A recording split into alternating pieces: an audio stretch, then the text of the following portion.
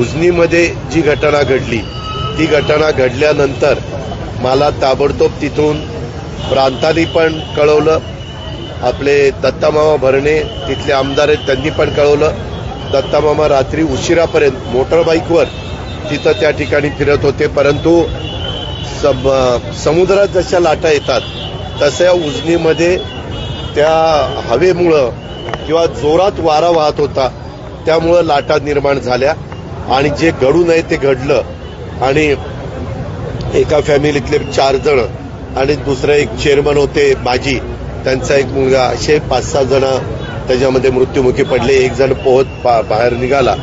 आपण लगेच एनडीआरएफचे जवान टीम पाठवली आणि त्यांना सगळे पाहणी करायला लावली, परंतु ते काही लवकर सापडलं नाही. परंतु आता सगळ्या डेड बॉडीज मिळालेले आहेत. त्याबद्दल देखील जे पुढची ह्या घटनेची गंभीरपणे नोंद घ्यायला पाहिजे ती नोंद मुख्यमंत्र्यांनी सरकारने घेतलेली आहे.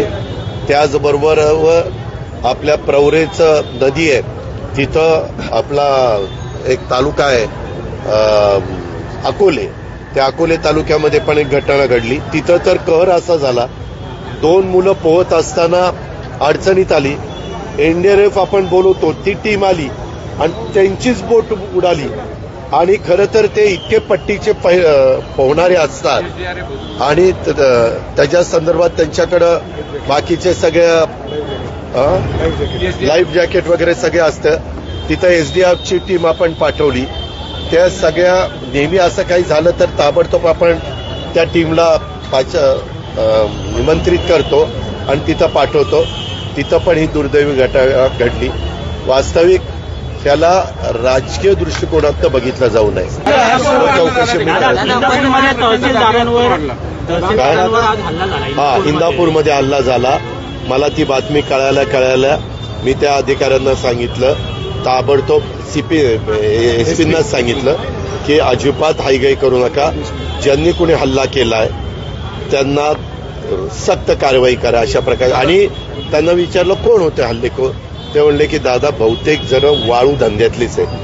म्हणलं ही वाळू माफियाच गँग दिसते, घ्या त्यांच्यावर ऍक्शन. या व्हिडिओचे सहप्रायोजक आहेत Soham developers, we build for future. Shitole crystal, Shitole heights आणि शितोळे पार्क असे 1 ते 3 बेडरूम्सचे वारजे कर्वेनगर भागातील स्मार्ट होम्स, जिथे तुमचे भविष्य होईल सुरक्षित. अंजनी लॉन्स मंगल कार्यालय, कोंडवे दावडे, पुणे. पार्किंग, जेवणाचा स्वतंत्र हॉल आणि वधूवरांच्या सुसज्ज खोल्यांसह बजेटमध्ये असलेले एकमेव खात्रीशीर मंगल कार्यालय.